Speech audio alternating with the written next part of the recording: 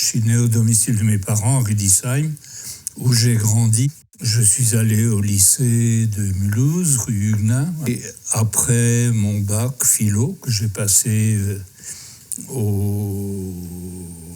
Mulhouse, je suis allé à l'école normale d'instituteur à Strasbourg pour 2 ans de formation professionnelle. C'est là que j'ai découvert le sport que j'ai par la suite beaucoup pratiqué. J'étais d'ailleurs, quand j'étais à l'école normale, j'étais à un moment donné vice-champion d'académie de cross.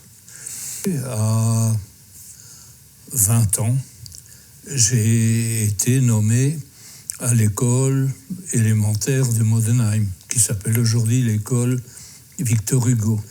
J'avais un directeur d'école qui était mon prédécesseur maire à Ilzac, parce que si je suis devenu maire, c'est quand même aussi parce que je suis venu dans cette école et que j'ai vécu fraternellement ou filialement avec le directeur d'école.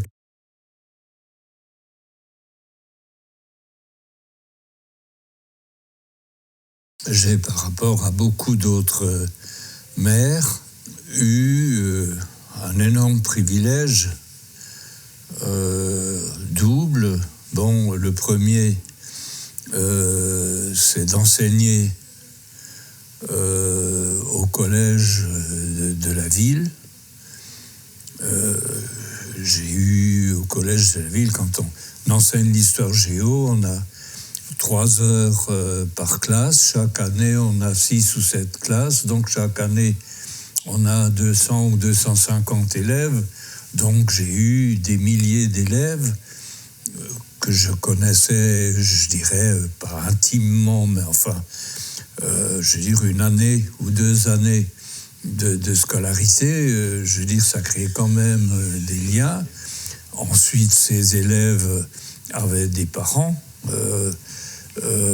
que je rencontrais, puis ces élèves ont grandi et puis ont eu des enfants.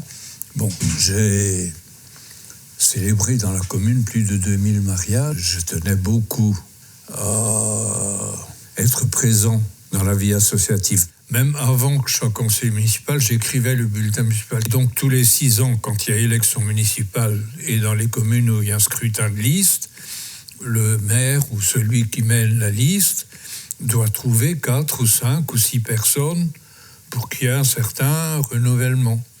Et donc ça, c'était en 1965 que le maire Urban qu'il y avait les élections municipales, et puis s'il devait trouver 5-6 personnes, alors bon, il faut voir quel quartier ils habitent, quel âge ils ont, etc. Enfin bon, j'étais plutôt un bon ticket pour lui. Hein. Je lui faisais rien perdre et je pouvais lui faire gagner des voix. Et c'est comme ça que je suis entré au conseil municipal. La population a passé de 3500 à 15 000 habitants en un temps extrêmement rapide. Hein. C'était l'explosion de la ville de Mulhouse. Il a fallu tout répondre à tous les besoins, au moins aussi bien que dans les autres communes, et de préférence un peu mieux. Après, c'est Bichelin qui était son adjoint, qui est devenu maire. Il m'a laissé une liberté de pensée totale. C'est moi qui écrivais le bulletin municipal. Je dirigeais les réunions de commission de quartier.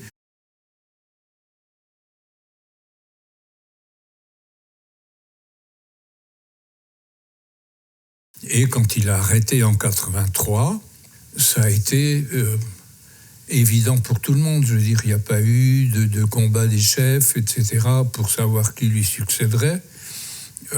Bon, je suis devenu maire et j'ai fait 5 mandats comme maire. Je voulais toujours être à jour de tout ce que je peux faire. Toujours être à jour, toujours être à l'heure. Voilà, ça c'était... Et c'est ça qui m'a permis finalement de régler les choses quand elles doivent être réglées. Je pense que c'est ça qui m'a quand même beaucoup soulagé. C'est-à-dire que le matin, j'étais pratiquement le premier à la mairie. Le soir, je partais quand la dernière femme de ménage partait.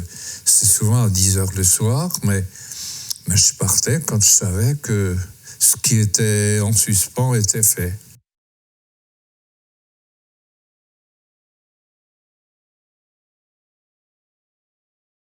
Il y avait quand même 4 ou 5 années où j'étais maire et prof au collège, et longtemps président du centre de gestion à Colmar, donc le centre de gestion des personnels des collectivités territoriales. Je m'occupais en particulier des recrutements, je m'occupais des examens et concours, etc., de l'administration du centre de gestion. Ça, j'étais obligé d'aller à Colmar au minimum une fois par semaine.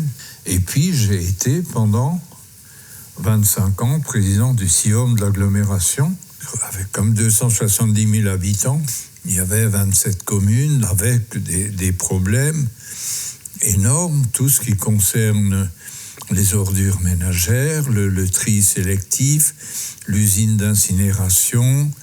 C'est pendant que j'étais président du centre de gestion qu'on a construit le réseau de 12 déchetteries, le centre de tri d'Ilzac, donc l'usine d'incinération avec les problèmes qu'on a eus, agrandi la station d'épuration de Pulversheim. Et donc ça, c'était... il fallait que j'aille 2-3 fois par semaine au CIVOM, qui est avenue Kennedy. Ouais, il faut être actif sur tous les terrains, voilà. Mais c'est ce qui est aussi très plaisant dans la fonction, c'est que vous passez d'aller chez un vieux couple, boire un verre de crément parce qu'ils fêtent leur noce d'or, et après vous rencontrez un chef d'entreprise qui s'interroge pour savoir s'il veut venir. Après, vous rencontrez un architecte parce que vous avez un projet de transformation d'un bâtiment, etc. Donc, c'est beaucoup, beaucoup, beaucoup d'heures de travail, mais c'est pas... c'est extrêmement varié. Moi, j'étais maire ici. J'ai jamais voulu être candidat député, ni conseiller général, ni conseiller régional, etc. J'étais heureux comme ça, je ne demandais rien de plus.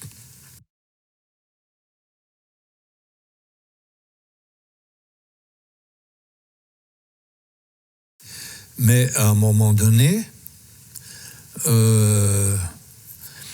il y a eu, donc, en 1995, des élections sénatoriales. Il fallait désigner, c'était à cette époque-là encore, un scrutin uninominal, 3 sénateurs pour le Haut-Rhin.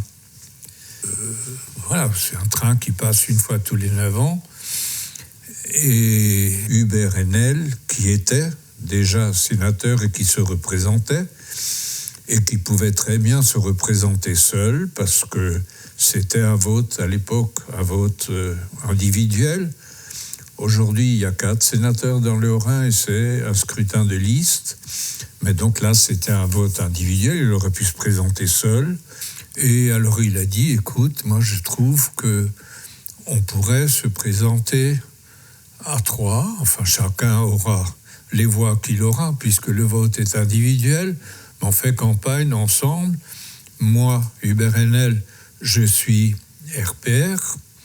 Jean-Louis Laurin, qui était au département et qui était un centriste affiché, un centriste.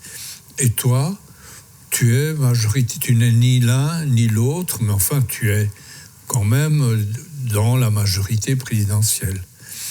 Et donc on a fait campagne ensemble. Et donc j'ai été élu pratiquement toutes les semaines. Le mardi matin, je faisais municipalité avec les adjoints et le secrétaire de mairie, je prenais l'avion de 11 heures parce que je devais être à 2 heures à Paris pour la réunion de groupe. À 3 heures commençaient les séances.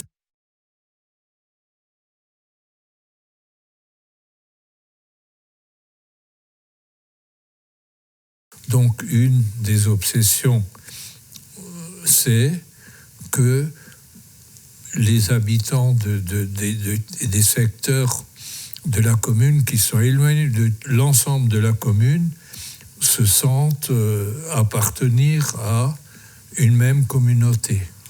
Et ce n'est pas facile dans une commune éclatée. Vous savez, la ville d'Ilzac est une des rares villes de France qui est traversée dans son tissu urbain par l'autoroute. Quand même, c'est rare qu'une ville soit vraiment traversée par l'autoroute. En général, elle passe à côté, et puis il y a une dérivation. Alors c'est à la fois un atout et quelque chose de cruel. Mais l'autoroute et le carrefour d'autoroute a quand même permis, dans un cadre intercommunal, de développer une zone d'activité importante à Napoléon et Modenheim, et qui a été la vache à lait de la commune, à travers la taxe professionnelle, à travers la taxe foncière. Donc, je dirais, si on a pu faire un certain nombre de choses sans imposer trop lourdement les familles, ça a quand même été grâce à cette zone. Ce qui faisait l'avantage d'Ilzac dans ce domaine, c'est que on ne dépendait absolument pas d'une mono-entreprise. Donc une grande diversité d'entreprises par la taille, par la nature de l'activité, etc. Ce qui fait que quand l'une ou l'autre était malade, eh bien sur le nombre, ça c'était pas dramatique, et souvent elle était remplacée par autre chose. Et deuxièmement, que dans cette ville où, on peut toujours le dire, une très grande majorité de gens vivent dans des immeubles collectifs où, comme ça, par tradition, les relations s'établissent plus difficilement que dans des zones pavillonnaires où les gens sont dans les jardins, etc.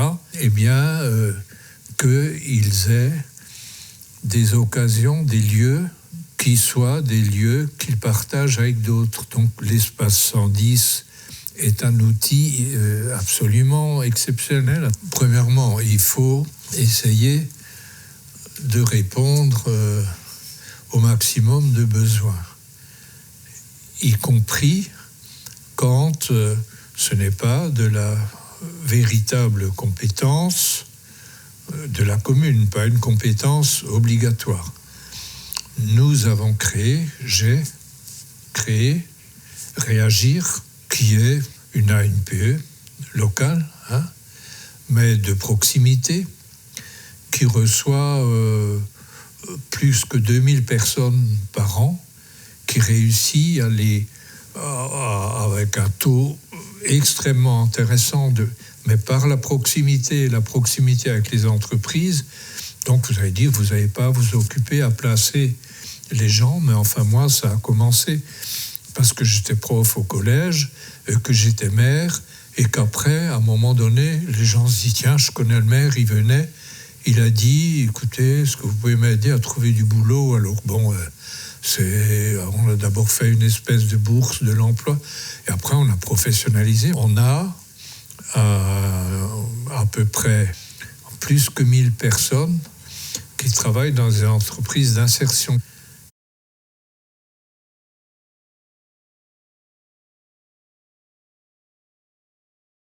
Il fallait que les Ilzacois sachent qu'ils sont à Ilzac et pas simplement un peu dans les faubourgs de Mulhouse. C'est un peu pour ça aussi les œuvres d'art ou comme ça qui sont... Voilà, il fallait que, et à travers des événements, quand ils lisent le journal et qu'il y a eu le festival de la bande dessinée, qu'il y a eu des spectacles à l'Espace 110, qu'il y a eu... Eh bien, il fallait qu'ils puissent s'approprier ça et se dire, voilà, on est les habitants de cette commune et on n'est pas des habitants simplement de la banlieue mulhousienne.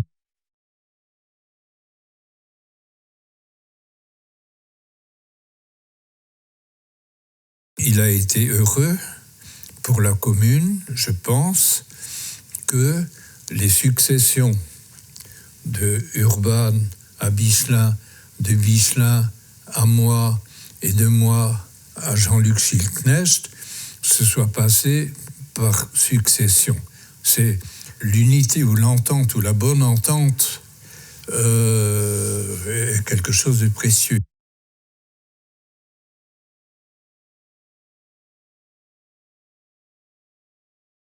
Et donc, je voulais que Ilzac soit reconnu comme une ville importante dans l'agglomération mulhousienne et que les Ilzacois puissent être fiers de leur ville et de ce qui se passe dans leur ville.